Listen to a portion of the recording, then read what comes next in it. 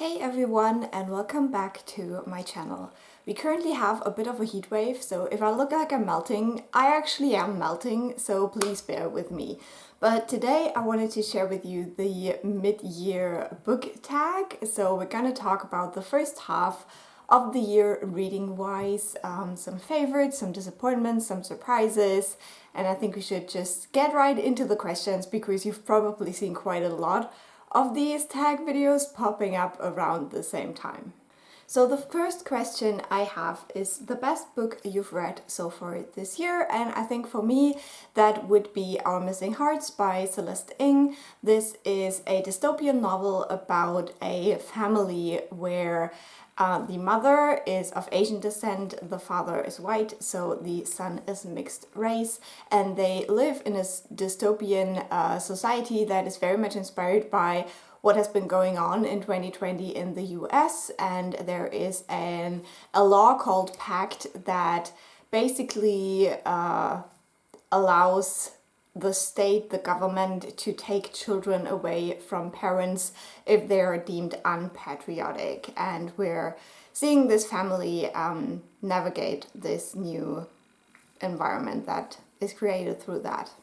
The next question is the best sequel you've read so far this year, and for me that would be He Who Drowned the World. This is the sequel and the finale to She Who Became the Sun. This duology is inspired by Chinese history, and it is a fantasy series but with very few kind of magical elements. And we're following mainly a young girl who grows up with nothing, but when her family dies, she takes over the life of her brother, pretending to be him, and that sets her on a path to maybe greatness. And this series is full of very cunning, smart characters that all strive for power, and there's a lot of horrible things happening in this series, but I still absolutely loved it. The way it deals with gender is very interesting as well, because we have one character who pretends to be the other gender, pretending to be the brother, and then we also have another character who is a eunuch and really struggles with his gender and the way others perceive him because of that. Okay, the next question is a new release you haven't read yet but want to, and for me that would be Warm Hands of Ghosts. Now, I have kind of adjusted my expectations a little bit by now because I haven't heard many great things about this book, but I still really want to read it because I enjoyed books by this author before, and I think this could be a book that works for me, but it doesn't really give me summer feels, so it will probably take a little bit of time before I get around to reading this one, probably in the fall, so yeah, that's definitely still on my list. Then we have most anticipated release for the second half of the year, and fingers crossed this has not been pushed back already yet, because I think this was supposed to come out in 2022 originally, and it's 2024, we still don't have the book, so that would be Silverborn, and this is the fourth book in the Morgan Crow series, which I love and adore. This is a middle grade series where we follow a young girl called Morgan Crow. She has been cursed, and so a lot of things that happen in her town that are bad are blamed on her curse, and she's also supposed to die on her 12th or 13th birthday, but then a man appears and he takes her away to this magical world where she has to participate in some trials in the first book. And I desperately need to know how the story continues. I'm so excited for Silverborn, so I really hope it will come out this year. Then for biggest disappointment, I put The Left Hand of Darkness. This is a sci-fi classic, and while I'm not a sci-fi reader, I thought I would really love this book.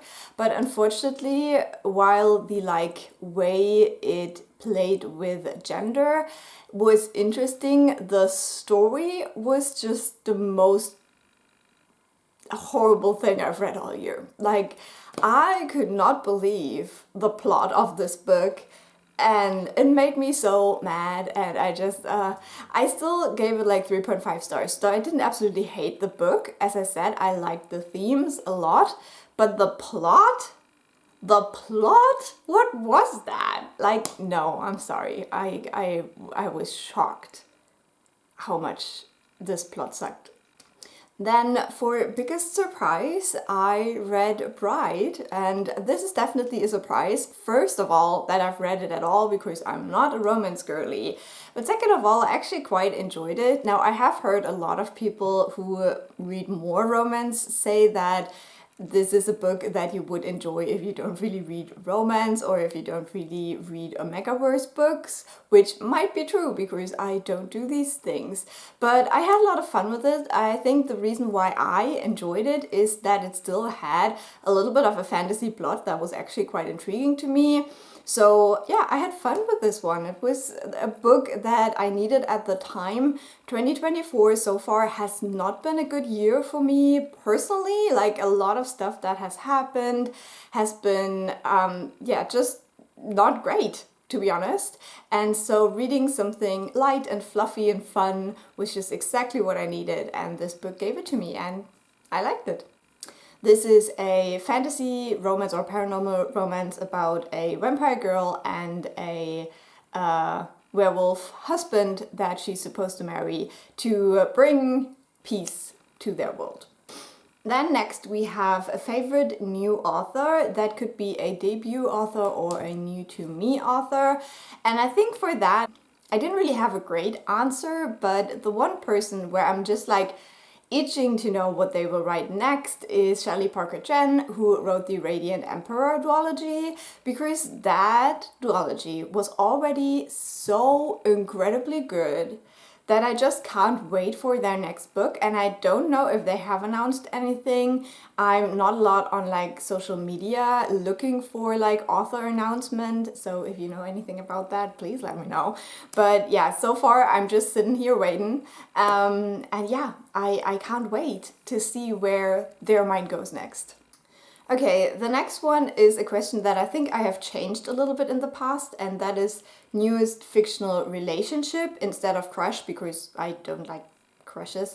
And I have two relationships that I really enjoyed in the books I've read so far this year. The first one again is from the Radiant Emperor duology, and that is Zhu and Ma.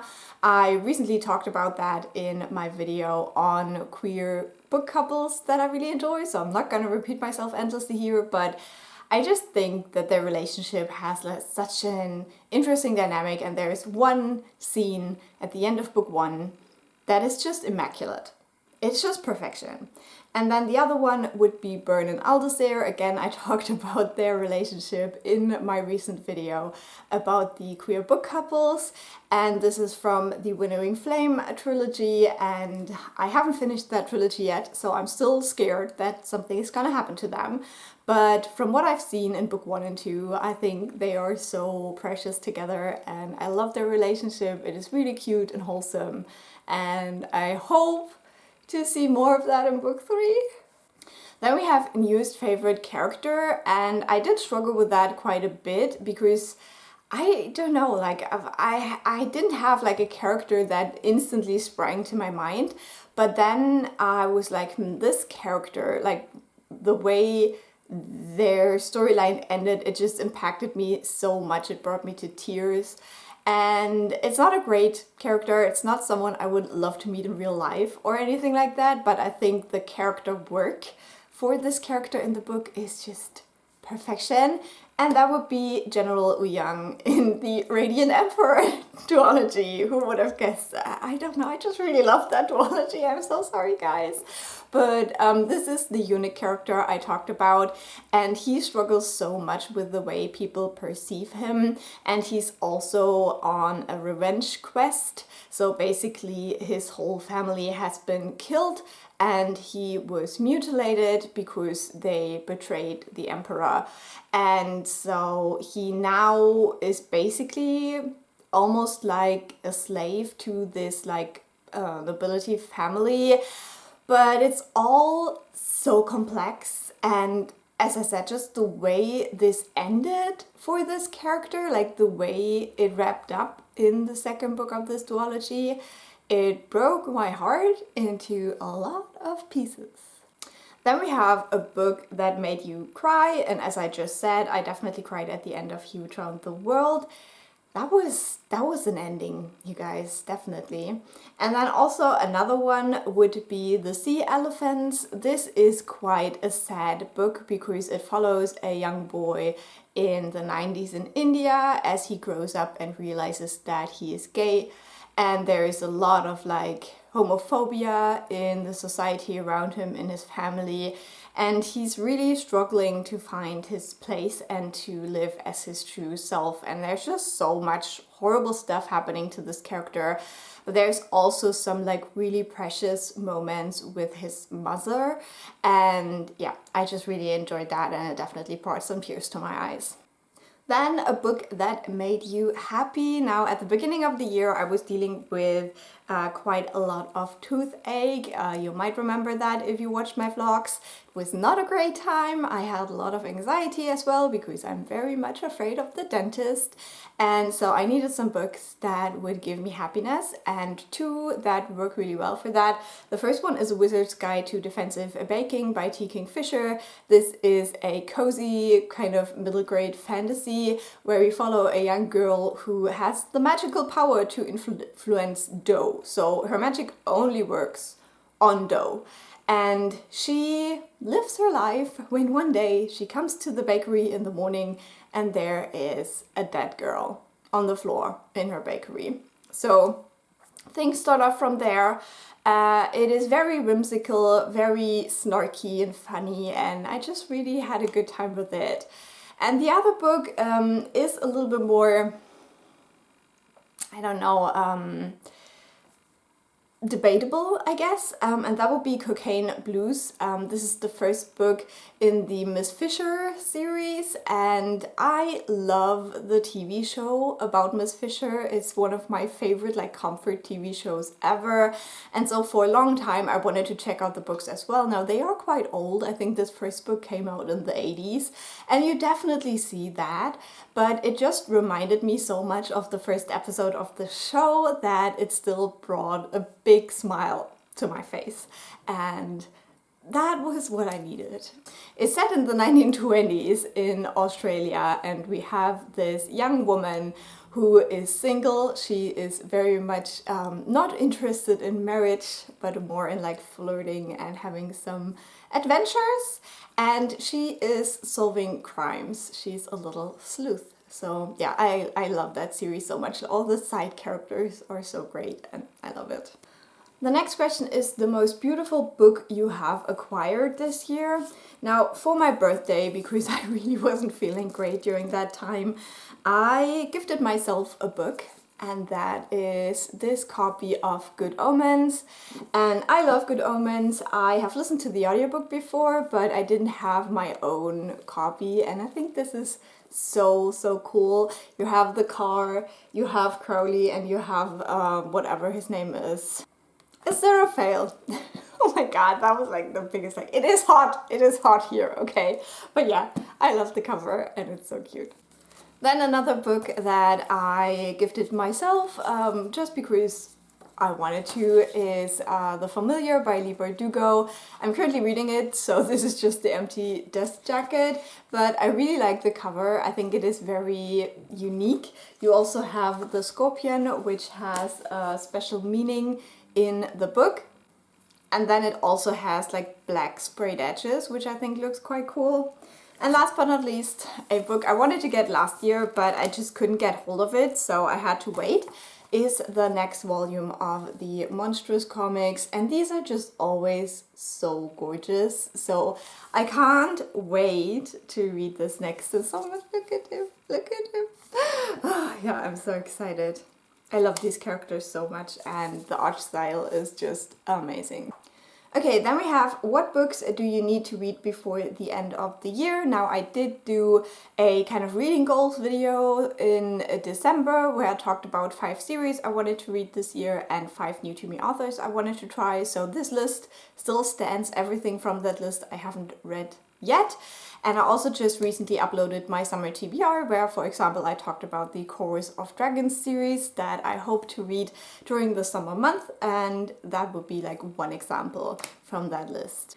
And last but not least, we have a favorite book to movie adaptation. And I think even though I haven't read the book, the only thing I could come up with is Bridgerton season 3. I just started watching it. I think by the time you see this video, I might be a little bit further along, but last night I watched episode 3, I believe, so I am enjoying my time with it. I did like a whole Bridgerton rewatch. I rewatched season 1, season 2, and Queen Charlotte because I just need the serotonin. But now I am watching season 3 and I am excited about it, even though, truth be told, I do not care about Colin at all. I don't like friends to lovers romance at all, but I just want Penelope to be happy.